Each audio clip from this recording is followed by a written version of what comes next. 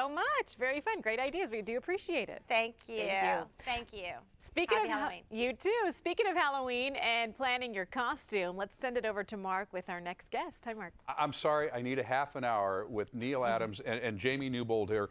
Jamie is the owner of SoCal Comics. Neil is one of the foremost comic book experts, illustrators on the entire planet. And there is so much to talk about here this morning. But you got this big festival going on here this weekend. This is Comic-Con the way Comic-Con used to be. Well, Comic-Con has gotten so big and so gigantic that those people who began comic book conventions are a little bit jealous because they know how comic book conventions began. And they began at the El Cortez Hotel or Motel, and they moved outward into that and became this gigantic thing. And they pined for the days that those littler, maybe hundreds and thousands of people rather than hundreds of thousands of people could go and enjoy their comic books and have a great time and interact with the artists and writers and everybody there. You'll be there this weekend at the Town and Country Hotel Friday, Saturday, and Sunday. It won't just be me. There's lots of young artists there, lots of young writers, guys who worked on old shows, writers from shows that you'll remember are going to be there all signing, all selling prints, all doing sketches. We're going to have a great time. That's going to be a blast. Jamie, you know, I didn't realize this until just a second ago. We were talking off camera. Retired police officer here in San Diego who now owns a comic book store. It's amazing who's walking into comic book stores and absolutely flat having a blast with this art form, whatever you want to call it now. Give me an idea of the broad range of people that come into the store. Everybody. There's no limits. Sex, age, race, everyone. I have kids, I have people that are in their 70s. Everybody wants to find out why Hollywood has surrounded itself with comic books. That's probably the most fascinating question of all, is that what took Hollywood so long to lock into this? Well, actually, it didn't actually take Hollywood so long. It's just that Hollywood was primitive. Until Star Wars, until we could do those special effects, we didn't know we could do that stuff.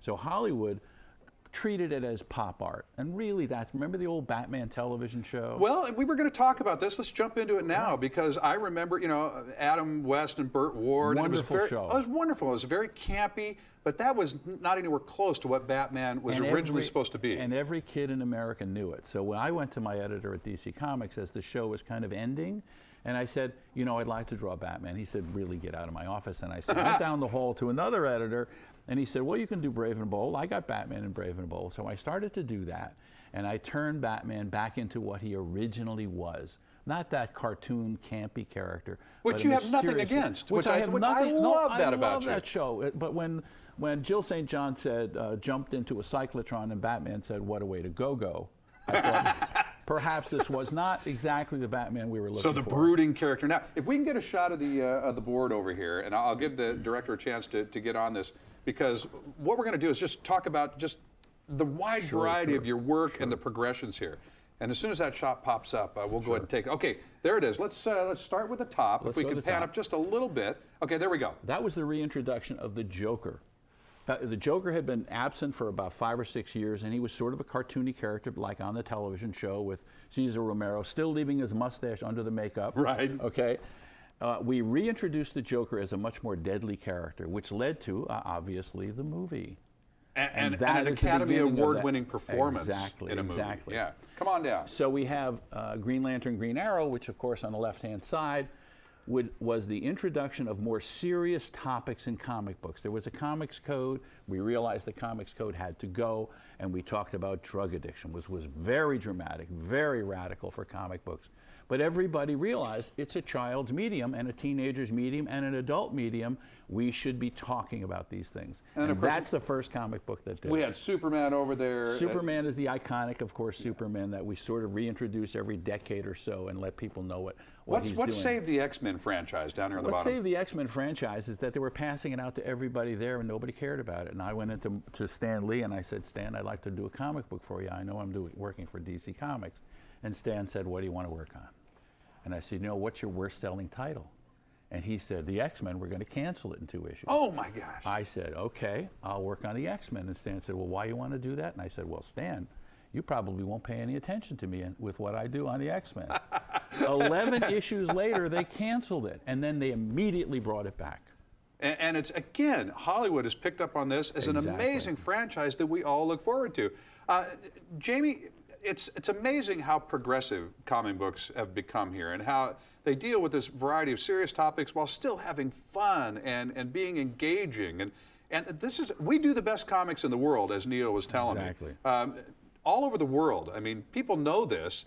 We're just now reintroducing them here in this country. I mean, who knows where this is going to go? There's no limit. The Hollywood and the creative juices of men like Neal Adams, who refuse to let things lie, keeps moving this hobby in new directions. Neil's holding a copy of the direction that comic books are going now. Graphic novels. Legitimizing for those who are not interested in the monthly comics. The thing to remember, too, is there was a time when everybody believed that comic books were for boys. They didn't accept the idea that comic books were for young kids. Independent publishers are now producing comic books that appeal to young kids. They didn't believe that people cared that or thought that women would buy comic books. Now we have books like Saga that appeal to women, and all the time that you watch people walking into the store and you are thinking you're going to see young men walk into the store, it's kids, it's wives, it's the husbands. People are going in as families into these stores, and that's why they're designing these stores bright and airy and fun to be in, not these dungeons that they used to have back in the 70s. SoCal Comics, Jamie Newbold, you're going to want to go in there and check that out. Exactly. Come down and meet Neal Adams this weekend. You meet him at the Town & Country Hotel for San Diego Comic Fest, Friday, Saturday, and Sunday. You can buy your tickets at the door. Bring the whole family on down. You also know this guy. If we have more time, and maybe next time you're here, we'll talk about this huge battle that you fought in order to make sure that illustrators got what was coming to them based on the billions of dollars that are now being generated from their work. Well, you know what? It's all turned around to be pretty nice, hasn't it? It sure has. And thanks for coming in. And we'll see you at the Town & Country this weekend. It's a pleasure. I'm going to slide on down there. It's a pleasure. I can't wait. Guys, thank you so much. Thanks for making time for us. Absolutely. All right, coming up. Black might be Batman's signature color, but our next guest says, you know, it just doesn't work for everyone. Okay, I find it very slimming. Why the style expert recommends ditching that little black dress.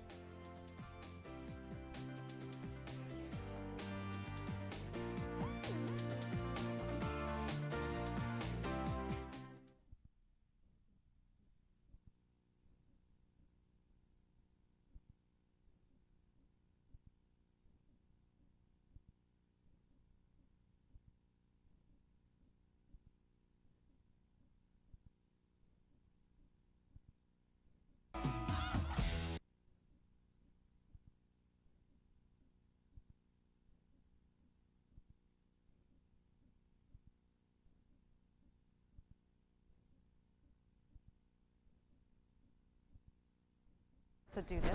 I won't be able to stand because, okay. I don't need you to stand. Okay. But I'm not supposed to stand and hold them on you. I'll just do this. That's fine. That would be great, but you've got to be careful of that mic. Yeah. And then we go to the next one. No, you have to keep them all up. Oh, okay. So that's, and if I could layer, that's perfect. And then we'll do this one. And then what we'll do is we'll see whether, oh, that's interesting. That's your skin. And then we'll try the brown. And you got to make sure it's touching your chin because we don't want to see any of the fabric. And then when we put the black up, oh, that's interesting. Okay, you'll like this. Okay. This will be interesting. So we'll do it that way, and I just need your assistance to hold it. Thank you, dear. There you go. Once you see this, you can never look at color the same way again. So I feel like that's a God-given gift that people have an eye for color or you don't. I can train you. And part of it is training yourself out of what you've believed. If you have a closet full of black, it's going to be hard.